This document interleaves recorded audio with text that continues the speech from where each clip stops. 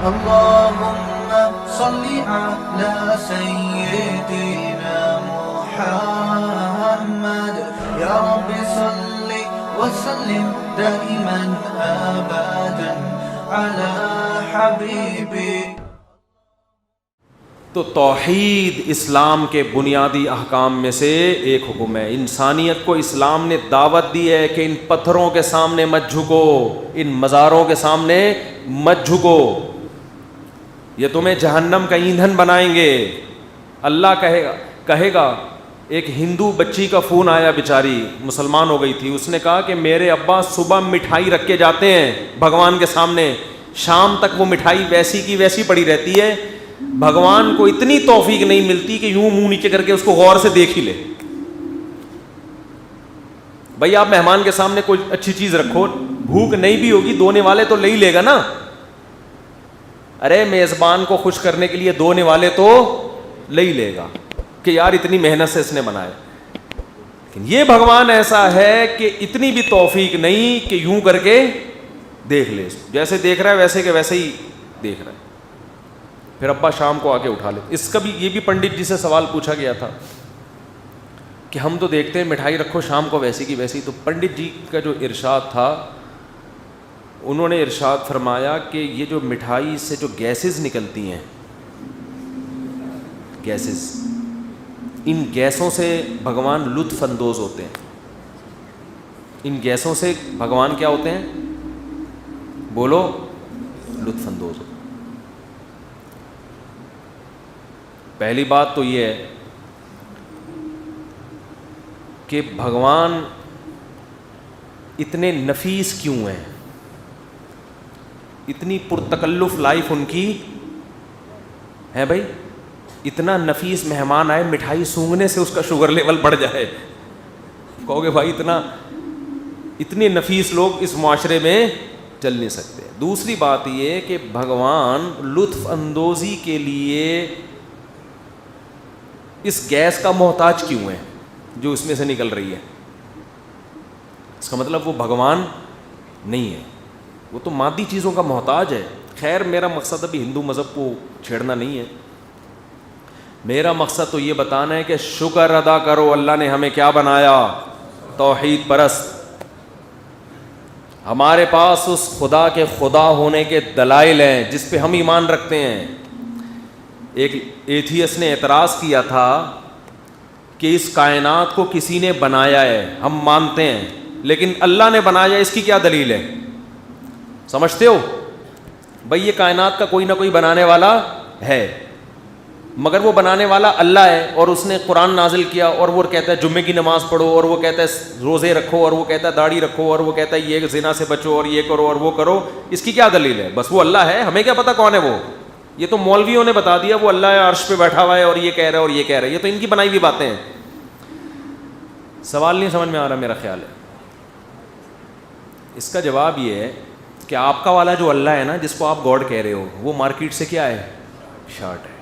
جو چیز مارکیٹ سے شارٹ ہوتی ہے اس پہ ایمان نہیں لایا جاتا. ہم اس اللہ پہ ایمان لائیں گے جس کا بندوں سے لنک ہے, جس نے موسیٰ کو کلیم اللہ بنایا, عیسیٰ کو روح اللہ بنایا, جس نے نوح کو صفی اللہ بنایا, نجی اللہ بنایا, آدم کو صفی اللہ بنایا, جس نے پیغمبر بھیجے, جس نے تورات نازل کی, جس نے انجیل نازل کی, جس نے قرآن نازل کیا, جس نے زبور نازل کی, جو بتاتا ہے کیا صحیح ہے اور کیا غلط ہے, جس نے ہمیں بتایا کہ میری عبادت ایسے کرو گے تو ہوگی ورنہ نہیں ہوگی, جس نے بتایا کہ زنا بری چیز ہے, جس نے بتایا کہ نکاح اچھی چیز ہے, جس نے بتایا کہ ماں باپ کا احترام کرنا ہے, جس نے بتایا کہ مر جاؤ گے تو بچوں کو وراثت میں اتنا حصہ ملے گا, بیوی کو اتنا حصہ ملے گا, ماں باپ کو اتنا حصہ ملے گا, جس نے بتایا کہ نکاح میں داخل کیسے ہوتے ہیں, نکاح ختم کیسے ہوتا ہے, جس نے بتایا کہ تجارت میں سود حرام ہے, جوا حرام ہے, غرر حرام ہے, جس نے بتایا کہ حلال تجارت کیا ہوتی ہے, حرام تجارت کیا ہوتی ہے. تو جو خدا بندوں سے جس کا رابطہ ہوگا ہم اس پہ ایمان لائیں گے, جس کا بندوں سے کنیکشن ہی نہیں ہے. تو جب معاذ اللہ جھوٹا خدا جب ہم سے رابطہ کر رہا ہے تو سچی مچی والا آ کیوں نہیں رہا درمیان میں؟ نہیں آئی بات, میرا خیال ہے. اللہ نہ کرے بالفرض بفرض محال ہمارا جو اللہ ہے وہ نہیں ہے, وہ معاذ اللہ ہمارا بنایا ہوا ہے. تو 1.22 ارب لوگ تو اسی اللہ پہ ایمان لائے ہیں, اسی کی عبادت کر رہے ہیں. تو جو آپ کا والا اللہ ہے, جو سچی مچی کا ہے, وہ خاموش کیوں بیٹھا ہوا ہے اب تک؟ اگر وہ قیامت میں ہم سے پوچھے گا تم غلط اللہ پہ ایمان لائے, تو ہم کہیں گے آپ صحیح والے تھے, آپ بتا دیتے کہ وہ غلط ہیں. کیا خیال ہے؟ نہیں آ رہی سمجھ میں؟ ہم آپ پہ ایمان لے آتے.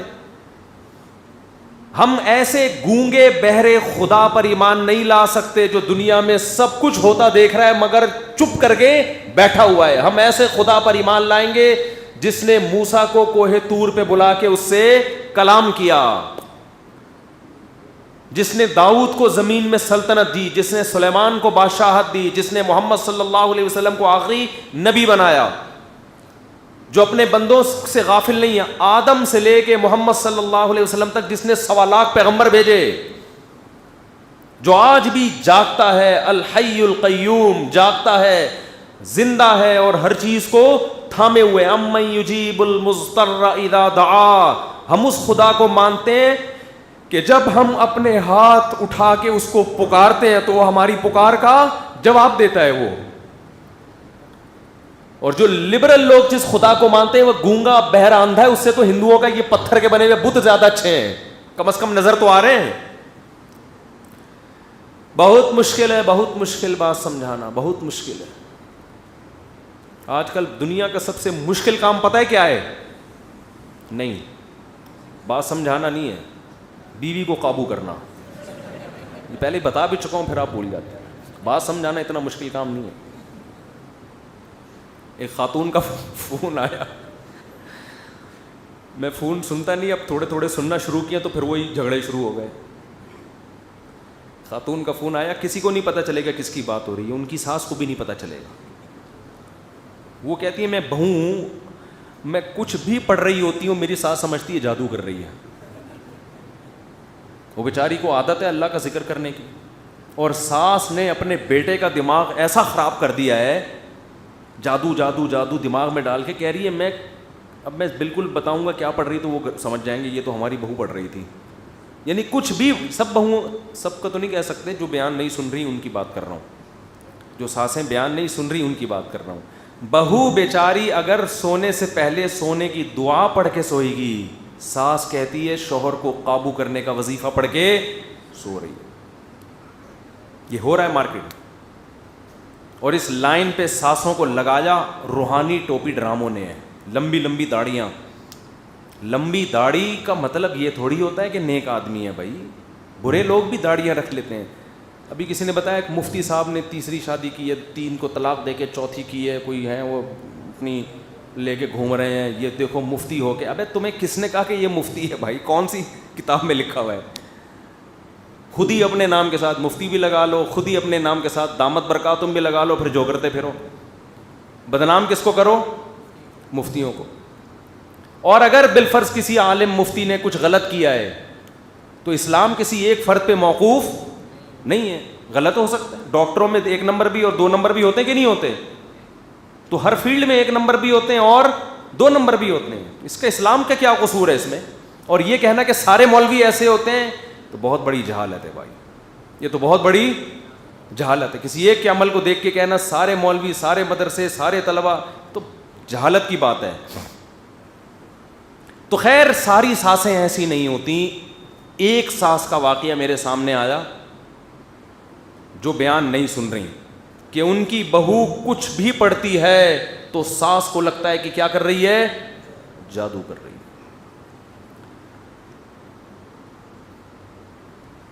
ایسی ساسوں کی خدمت میں گزارش ہے کہ یہ لفظ تھوڑا سا نامناسب ہے, لیکن کیا کروں, یہ خناس اپنی کھوپڑی سے نکال دو. یہ جادو ٹونوں کے اثر اکثر انہی پہ ہوتے ہیں جو ان چیزوں میں وہم میں مبتلا ہو جاتے ہیں. میں تو عاملوں سے کہتا ہوں جس نے جو جادو کرنا ہے, جو جن چڑیل بھوت بھیجنی ہمارے گھر بھیج دیں, میرے پاس بھیج دیں. یہاں پہ بھیجا اب تک کسی نے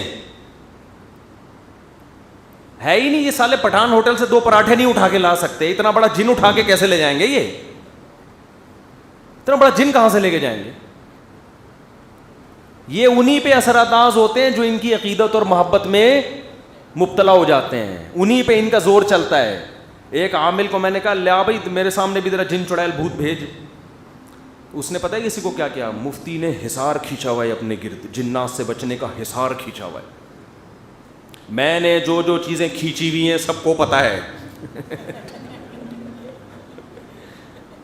میں تو سب کے سامنے ہوں. یعنی میرے تو حالات ایسے ہیں کسی سے کوئی ڈھکے چھپے نہیں ہے. ادھر نکل کے گھر جائیں گے، گھر بھی ہمارا اللہ برکت دے، اور اس میں کوئی میرا خفیہ کمرہ بھی نہیں ہے گھر میں. ادھر سے گئے، کس وقت حصار کھینچا، حصار ہوتا کیا ہے، یہ کھینچتے کیسے ہیں، ہمیں تو یہ بھی نہیں پتا. مجھے تو لوگ کہتے ہیں آپ خانقاہ کھولیں، آپ بیٹھ کے لوگوں کو ذکر کرائیں. میں کہتا ہوں مجھے کون بٹھائے گا اس میں؟ پہلے پیر و مرشد کا خود بیٹھنا بولو ضروری ہے. ہم نے تو ایسے ایسے پنگے لیے ہوئے ہیں کہ ہمارے لیے بیٹھنا ممکن ہے ہی نہیں. وہ پنگے شادیوں والے ہیں، سکون سے بیٹھنا ہمارے لیے ممکن ہے ہی نہیں. ادھر سے نکلے کوئی نہ کوئی بچہ پرچی لے کے آیا ہوا ہوتا ہے، 6 انڈے لکھا ہوا ہوگا اس میں. ایسا آدمی سکون سے بیٹھ سکتا ہے؟ اس کے سر میں درد ہے، اس کی ٹانگ میں درد ہے، اس کے کھوپڑی میں کچھ ہو گیا، آج اس کے پھوڑے نکلے ہوئے ہیں، ٹھیک ہی نہیں ہو رہے. ہمارے نانا اللہ مغفرت فرمائے، ان سے کوئی پوچھتا تھا کہ وہ بھی امام تھے مسجد کے، مولوی صاحب گھر میں خیریت ہے؟ وہ کہتے تھے خیریت کم بختوں کے ہاں ہوتی ہے، جن کے آگے پیچھے کوئی ہو ہی نہیں. جیسے انگریز ہوتے ہیں نا، ایک آدمی ایک گرل فرینڈ ختم. میں تھائی لینڈ میں تھا، بڑے بڑے بنگلے دیکھے، میں نے کہا یار یہاں تو بڑی بڑی فیملی ہے. انہوں نے کہا کوئی بڑی بڑی فیملی نہیں ہے، ایک بڈھا ایک بڈھی، تو ان کے تو خیریت ہی ہوگی. جس کے گھر ہوتا ہے، بچے ہوتے ہیں، بھتیجے ہوتے ہیں، پوتے ہوتے ہیں، نواسے ہوتے ہیں، داماد ہوتے ہیں، بہویں ہوتی ہیں، اس کے ہاں خیریت نہیں ہوتی. اور یہ خوش قسمتی کی بات ہے، خاندان ہے. تو ایسی خیریت ہمیں نہیں چاہیے جو گوروں والی، کوئی بندہ ہی نہیں ہے، خیریت ہی خیریت ہے. غریب آدمی کی خیریت ہی ہوتی ہے.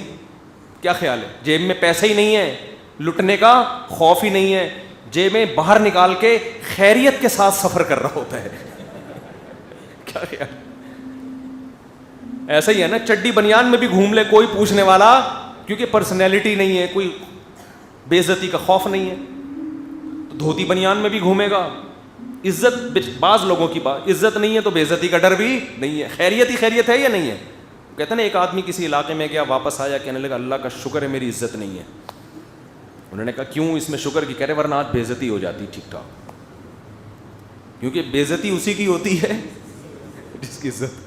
تو جب عزت بھی نہیں ہے، دولت بھی نہیں ہے، شہرت بھی نہیں ہے، تو خیریت ہی خیریت. جیبیں نکال کے گھومو، کپڑے پہن کے گھومو، وداؤٹ لباس گھومو، خیریت ہی خیریت. تو یہ جو فیملی پلاننگ والے تمہیں بتا رہے ہیں نا 2 بچے ہی اچھے، اس میں یہ والی خیریت ہے کہ نہ کوئی خاندان ہے، نہ کوئی عزت ہوگی، نہ کوئی گھر میں محبت ملے گی، کتوں سے دل بہلاؤ گے، تو خیریت ہی خیریت ہے. اللہ سے ایسی خیریت سے پناہ مانگا کرو جو انگریز والی خیریت ہے. اللہ سے، جاپانیوں کے بڈھے جو آپ جا کے دیکھو، خیریت ہی خیریت ہے گھر میں. اس خیریت سے بور ہو جاتے ہیں، بندے بلواتے ہیں رینٹ پہ اپنی تنہائی دور کرنے کے لیے. جاپان میں جیسے ہمارے ہاں اوبر اور کریم ملتی ہے نا رینٹ پہ، ان کے ہاں بندہ ملتا ہے رینٹ پہ. کہ نسل تو ہے نہیں، اب آؤ یار بڑھاپے میں کچھ. وہ 1 گھنٹے کے پیسے لیتا ہے، 1 گھنٹے میں آپ سے گپ شپ لگائے گا، جیسے ٹائم پورا ہوا چلو بھائی. تو یہ والی یہ خیریت تو اس کے یہاں بھی ہے. تو ہمیں حصار کھینچنے کا ٹائم بولو نہیں. ہم نے تو یہاں ڈاکٹر عبدالرزاق صاحب ہیں، اللہ ان کی عمر برکت دے، ان کو خود بتایا ہوا ہے کہ خود ہی ٹریس کر لیا کرو کون سی کمپنی کا بچہ ہے. ٹھیک ہے نا، یہ والا پہلے آ چکا ہے یا نہیں آیا. ہمارے پاس دماغ نہیں ہے. وہ لے آتے ہیں نا کہ یہ وہی والا ہے جس کو کل دوا دی تھی، یا یہ دوسرا والا ہے. ان کو ہم سمجھا رہے ہوتے ہیں کہ رپورٹ یہ آئی ہے کہ یہ وہ والا نہیں ہے. ایسا نہ وہ اسی کو اس کی دوا اس کو دے دیں، اس کی اس کو دے دیں. تو میں نے کہا آپ خود ہی رجسٹر بنا کے رکھ لو بھائی اس کا. تو ہمارے نانا کا ملفوظ یاد رکھا کریں. اللہ ان کی 99 سال میں فوت ہوئے ہیں ماشاء اللہ، اور ارادہ 99 میں بھی فوت ہونے کا نہیں تھا، اتنی صحت اچھی تھی. 40-50 سال سے شوگر کے مریض تھے. خاندان بڑا تھا. سمجھتے ہو، بڑا خاندان ہونے سے ٹینشنیں ختم ہوتی ہیں.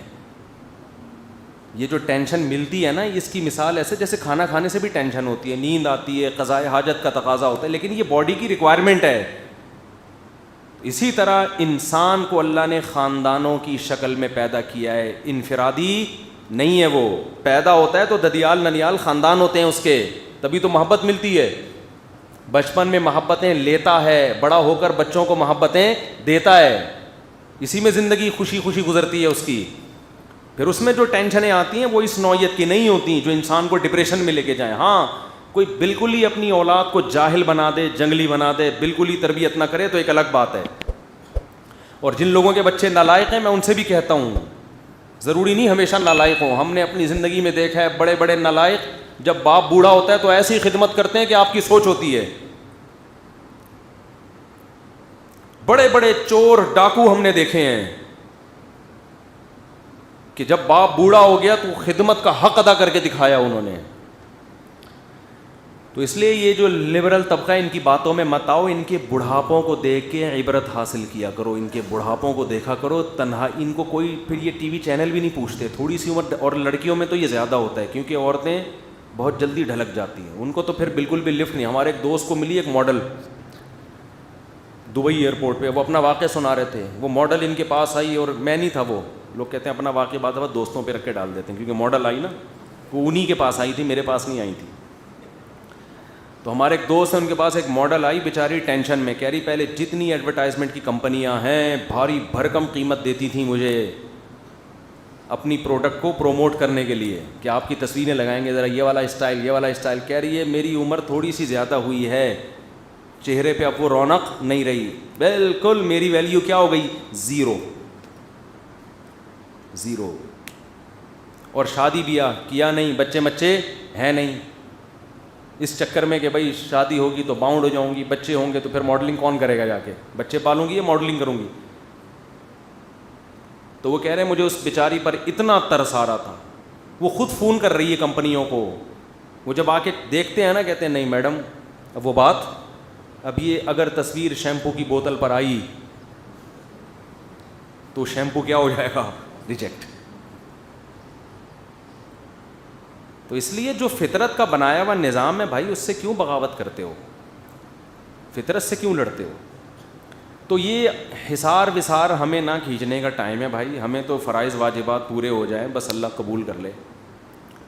تو بات کیا چل رہی تھی, ہاں میں یہ عرض کر رہا تھا کہ اللہ رب العزت نے ہمیں بنایا اور پھر ہمیں گائیڈ کیا. اس نے, اللہ کا ایسا اپنے بندوں سے رشتہ ہے کہ ایک ایک چیز ہمیں وہ بتاتا ہے, سمجھاتا ہے کہ دیکھو خود سے نہیں بنی یہ کائنات, میں نے بنائی ہے, میرے ساتھ کسی کو شریک مت کرنا, تم سب میری نظر میں برابر کے فقیر اور محتاج ہو. یہ اللہ اگر ہمیں گائیڈ نہ کرتا تو آج ہم بھی کسی پتھر کے سامنے جھکے ہوئے ہوتے, آگ کی پوجا کر رہے ہوتے, سورج کی پوجا کر رہے ہوتے, یا اپنے بنانے والے کا انکار کر کے بیٹھے ہوئے ہوتے اور حیوانوں اور جانوروں جیسی زندگی گزار رہے ہوتے.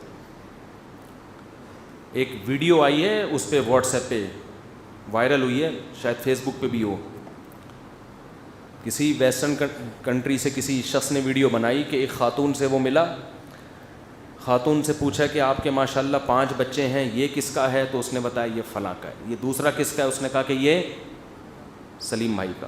یہ تیسرا کس کا, انگریزوں کے وسیم بھائی. یہ چوتھا کس کا, انگریزوں کے ہاشم بھائی. یہ 5واں کس کا, کہہ رہی وہ غور کرنے لگی. 5واں ایکچولی تھوڑی سی میں کنفیوز ہو رہی ہوں, ہاں یاد آیا یہ اس کا ہے. تو اس نے کہا, پاکستانیوں کو خطاب کیا کہ شکر کرو تمہارے معاشرے میں ایسا بولو نا نہیں ہے. تو دیکھو یہ ہمارے معاشرے کا حسن نہیں ہے, یہ مذہب کا حسن ہے. یہ کس کا حسن ہے, مذہب کا حسن. ہماری عورتوں کو پتہ ہوتا ہے سارے بچے اسی کے ہیں, یہ سارے اسی کے ہیں. تو اللہ نے ہمیں پیدا کیا اور اللہ نے بتایا کہ میرے ساتھ کوئی شریک نہیں ہے. اتنا خوبصورت عقیدہ ہے. اس کا سب سے پہلا فائدہ پتہ ہے دنیا میں کیا ہوتا ہے, سکون, اطمینان. آخرت میں جنت تو بعد میں ملے گی, دنیا پہلے جنت بن جاتی ہے کہ سب کچھ کس کے پاس ہے, بولو نا, اللہ کے پاس سب کچھ وہ کر سکتا ہے, وہ کچھ کرنے میں سبب کا محتاج نہیں ہے, تو ٹینشن فری زندگی ہو گئی. قرآن نے اس کی خوبصورت مثال دی ہے.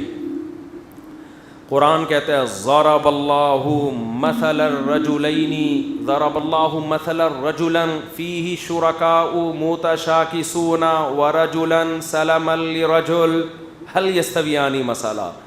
کیا خاندانی مثال ہے.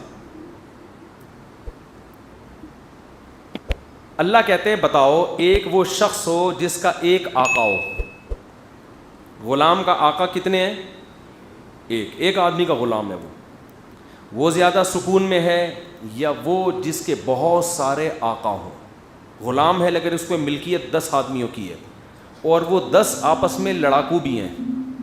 ایک کہہ رہا ہے یہ کرو, دوسرا کہہ رہا ہے یہ نہیں کرنا بلکہ بولو یہ کرو, تیسرا کہہ رہا ہے نہیں یہ نہیں کرنا بلکہ.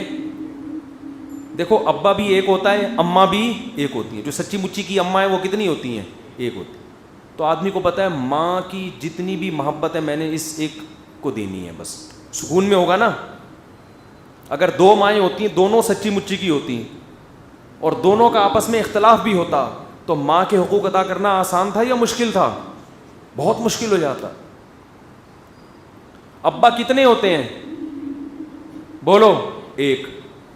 تو انسان کو پتا ہے یار میری باپ والی تمام محبتیں کس کے لیے ہیں؟ بس اس کے لیے ہیں. 2 ہوتے, وہ کچھ کہہ رہے ہیں وہ کچھ کہہ رہے ہیں, ٹینشن میں آتا ہے انسان. تو قرآن کہتا ہے کہ جو توحید پرست ہے اس کا آقا صرف ایک ہے, اس نے صرف اس کو خوش کرنا ہے. اگر وہ کسی اور کو خوش کرے گا بھی تو کس کو خوش کرنے کے لیے؟ اس اللہ کو. تو بتاؤ یہ آدمی زیادہ سکون میں ہے یا وہ جس کے سینکڑوں خدا ہوں, اس کو پتہ نہیں ہے کہ میرا فالج مزار پہ جا کے ٹھیک ہوگا یا مسجد میں جا کے ٹھیک ہوگا؟ یا اللہ مدد کب کہنا ہے, یا رسول اللہ مدد کب کہنا ہے, یا علی مدد کب کہنا ہے, یا غوث آدم مدد کب کہنا ہے؟ اس کے بیچارے کو پتہ ہی نہیں ہے. ہم تبھی تو مشرکین سے سوال کرتے ہیں کہ کون سی چیزوں میں ہمیں اللہ سے مدد مانگنی چاہیے, کون سی چیزوں میں رسول سے. آج تک وہ اس کا جواب نہیں دے سکے. اس میں مدد کس سے مانگنی ہے؟ اللہ سے. اس میں انسان کو سکون اور آپ کی عزت بھی ہے اس میں, اس لیے کہ جتنی مخلوق ہے وہ ہمارے جیسے محتاج ہیں. تو مجھے اللہ نے عزت دی ہے, میں سامنے والے کے اس کے سامنے سر کیوں جھکاؤں بھائی؟ انسان کے سامنے جب جھکتا ہے تو اس میں اس کی ذلت ہے. تو میں کیوں جھکوں کسی کے سامنے؟ تو بھی میری طرح محتاج ہے, میں کیوں مانگوں تجھ سے؟ اس میں انسان کی طبیعت میں استغنا پیدا ہوتا ہے. اس کی اپنی نظر میں اس کی عزت بڑھتی ہے کہ میرے خدا نے مجھے اپنی جیسی مخلوق, میری جیسی مخلوق کے سامنے جھکنے سے منع کر دیا ہے, تو کیوں جھکوں میں اس کے سامنے؟ یہ کیا لگتا ہے میرا؟ یہ بھی میری اتنا ہی محتاج ہے جتنا میں محتاج. تو اس سے آپ کی نظر میں آپ کی عزت بڑھتی ہے. اور جو شرک کرتے ہیں وہ کبھی کسی کے سامنے جھک رہا ہے, کبھی کسی کے سامنے جھک رہا ہے, کبھی کسی کے سامنے, کبھی بابوں کے سامنے جا کے جھک رہا ہے, کبھی چڑھاوے چڑھا رہا ہے بکروں کے مزاروں پہ جا کے. تو اس کی طبیعت میں ٹینشن رہتی ہے, سکون نہیں رہتا. بس 1-2 باتیں کر کے اپنے بیان کو ختم کرتا ہوں. اب دیکھو ایک بات یاد رکھو, یہ جو توحید پرست لوگوں کی طبیعت میں سکون اللہ نے رکھا ہے نا, اس میں صرف توحید کا ہونا کافی نہیں ہے, ایک اور چیز کا ہونا ضروری ہے. وہ کیا ہے؟ کہ اللہ کے بارے میں صرف یہ عقیدہ نہ رکھا جائے کہ وہ میرا ہر کام کر سکتا ہے, نہ, یقیناً وہی کر سکتا ہے. یہ بھی عقیدہ رکھا جائے کہ وہ میرا خیر خواہ ہے, میرا نقصان نہیں چاہتا. اس کا فائدہ یہ ہوگا کہ وہ آپ کا کام کر دے تو بھی ٹھیک ہے, نہیں کرے تو بھی ٹھیک ہے. اس کی مثال جیسے آپ ایک ریلائبل ڈاکٹر کے پاس گئے جس کے بارے میں آپ کو پتہ ہے کہ یہ چاہتا ہے کہ مجھے ٹھیک کر دے, اور آپ اس کے پاس گئے, ڈاکٹر صاحب مجھے بخار ہے, مجھے انجیکشن لگا دیں. آپ کی ریکویسٹ کیا تھی؟ بلکہ نہیں, الٹا کر دیتے ہیں, ڈاکٹر صاحب مجھے پیناڈول کھلا دیں. آپ ڈاکٹر صاحب آپ کی اس ریکویسٹ کو قبول نہیں کر رہے, نہیں کھلا رہا پیناڈول, بلکہ لٹا کے آپ کے کولے میں ایک موٹا سا انجیکشن انہوں نے ٹھوک دیا جس سے آپ کی چیخیں نکل گئیں. اب اگر آپ کو ڈاکٹر پہ اعتماد ہوگا کہ میرا خیر خواہ ہے, آپ ہنسی خوشی واپس آؤ گے, اگرچہ اس وقت ٹیکے وہ لگی تھی, آپ کو تکلیف ہوئی تھی, لیکن آپ بولو گے یار ڈاکٹر بڑا کیا ہے خاندانی, مجھے کسی نے پیناڈول پہ ٹرخا دیا تھا کہ ڈاکٹر سے کہنا پیناڈول, لیکن یہ بڑا سمجھدار ہے, اس کو پتہ ہے یہ پیناڈول سے اترنے والا نہیں ہے, اس میں ٹیکا بھی لگے گا اور کہاں لگے گا یہ بھی اس کو پتہ ہے. نہیں آ رہی بات؟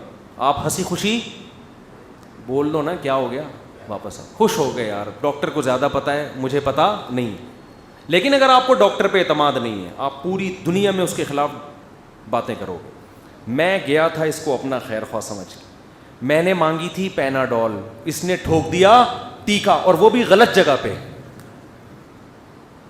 کسی شریف آدمی کے اس جگہ ٹیکا بولو نہیں لگایا, اور میری چیخیں نکل گئیں اس, یہ بندہ ٹھیک نہیں ہے. تو اگر میرے بھائی اللہ پہ ایمان ہے نا, اور یہ یقین ہے کہ اللہ ہمارا خیر خواہ ہے, اور ظاہر ہے اللہ کو ہمیں نقصان پہنچا کے کیا ملے گا, ڈاکٹر کو تو ہو سکتا ہے کچھ انجیکشن کے الگ سے پیسے مل رہے ہوں وہاں سے, جو کمپنیاں دیتی ہیں نا کہ ہمارے ٹیکے جتنے ٹھوکو گے اتنے سہولتیں ہم تمہیں دیں گے. اللہ کا تو کوئی فائدہ نہیں ہے بندوں کو. ما یفعل اللہ بعذابکم ما یفعل اللہ بعذابکم, قرآن کہہ رہے اللہ کو کیا ملے گا تمہیں عذاب دے کے, کوئی شوق نہیں ہے اللہ کو عذاب دینے کا. تو ہم گناہ کرتے ہیں تو اللہ کا غضب آتا ہے. تو جب آپ کو یقین ہوگا کہ مانگنا بھی صرف اسی سے ہے اور وہ میری خیر خواہی چاہتا ہے, تو آپ اللہ سے پیناڈول مانگیں گے اور وہ ٹیکے لگا دے گا, تو آپ کو غم نہیں ہوگا. اور یہی ہو رہا ہے آج کل مسلمان کے ساتھ, وہ مانگتا کچھ ہے ملتا کچھ اور ہے, کہتے دیکھو اللہ تو سمجھتا ہی نہیں ہے میں کہنا کیا چاہ رہا ہوں, میری دعائیں تو قبول ہو نہیں رہی ہیں. لیکن جس کا یعقوب علیہ السلام جیسا ظرف ہو, وہ کہتے ہیں اللہ نے میرا ایک بیٹا چھینا, میں اللہ سے دعائیں مانگتا رہا اللہ میرا بیٹا واپس آ جائے, بجائے واپس آنے کے دوسرا بھی چھین لیا. تو لوگ تو کہیں گے کہ اللہ آپ کی دعائیں نہیں سنتا, لیکن یعقوب علیہ السلام نے کہا اعلم من اللہ ما لا تعلمون, میں اللہ کے بارے میں وہ کچھ جانتا ہوں جو تم نہیں جانتے. یہ مجھے بنانے کے لیے دوسرا بھی چھین لیا اس نے, اور جب آزمائش میں پورے اترے اللہ نے دونوں کو ملا دیا ان سے, ایک کو بادشاہ اور ایک کو بادشاہ کا قرب عطا کیا ایک کو. تو یہ چیز آج مارکیٹ میں کیا چل رہی ہے, شارٹ. ہم اللہ کو اپنے حساب سے چلانا چاہ رہے ہیں, جبکہ وہ اللہ ہے, وہ ہمارے حساب سے نہیں چلے گا, وہ اپنے حساب سے چلے گا. تو ہمارا کام ہے صرف اسی کو پکارنا. اگر اللہ نہ کرے کسی کو آدھا فالج ہو گیا, تو ایسے بزرگ کے پاس مزار پہ مت جاؤ جس کے دونوں دھڑ کام نہیں کر رہے. وہ بیچارے آپ جیسے محتاج ہیں, سارے محتاج ہیں. کسی بزرگ کے پاس کوئی مشکل کشائی, کوئی حاجت روائی نہیں ہے, کوئی کسی کا کچھ نہیں کر سکتا. یہ سارے اختیارات کس کے پاس ہیں؟ اللہ کے پاس. تو ہر مشکل میں کس کو پکارنا ہے؟ اللہ کو. اور اللہ کو یہ نہ پکارنا اتنا جرم لگتا ہے کہ اللہ کہتے ہیں جو مجھے نہیں پکارتے ان کو آگ میں داخل کروں گا, کیونکہ وہ دنیا کا ہر کام کر رہے ہیں کامیابی کے لیے, مجھے نہیں پکار رہے. اس کا مطلب ان کا یہ عقیدہ ہے کہ میں ان کا کام نہیں کر سکتا. ایک حکومت کے کسی آفیسر کے پاس ایک بہت اتھارٹی ہو, اختیارات ہوں, اور آپ اس کے پاس جا نہیں رہے, تو اس کو غصہ آئے گا نا کہ یار مجھے تو یہ سمجھتا ہے کہ میں کچھ کر ہی نہیں سکتا. آپ کا باپ کروڑ پتی ہے اور آپ ادھار مانگ رہے ہو وسیم بھائی سے, باپ کو غصہ آئے گا نا. کیا خیال ہے بھائی, ابے تیرا باپ اتنا کروڑ پتی ہے, تو ذلیل کر رہا ہے مجھے, لے جا کے محلے میں اس سے مانگ رہا ہے, اس سے مانگ رہا ہے. تو اللہ کہتے ہیں تمہارا خدا جس کے پاس اتنے بڑے بڑے خزانے ہیں, اس سے تم کمبخت مانگ نہیں رہے, اور باقی سارے اسباب تم اختیار کر رہے ہو. اس کا مطلب تم مجھے مختار کل نہیں سمجھتے. تو اللہ مانگنے سے خوش ہوتا ہے. مانگو, دعائیں قبول نہ ہو تو بھی سمجھ لو کہ قبول ہو رہی ہیں. اس میں نہیں لگے رہو کہ ہو رہی ہیں, کہ وہ ہو رہی ہیں قبول. کیسے ہو رہی ہیں اللہ ہی جانتا ہے. اللہ سے دعا ہے کہ اللہ ہمیں اپنی ذات پر کامل ایمان عطا فرمائے اور ہمیں دعائیں مانگنے والا بنا دے. سبحانک اللہم بحمدک نشہد ان لا الہ الا انت نستغفرک ونتوب الیک.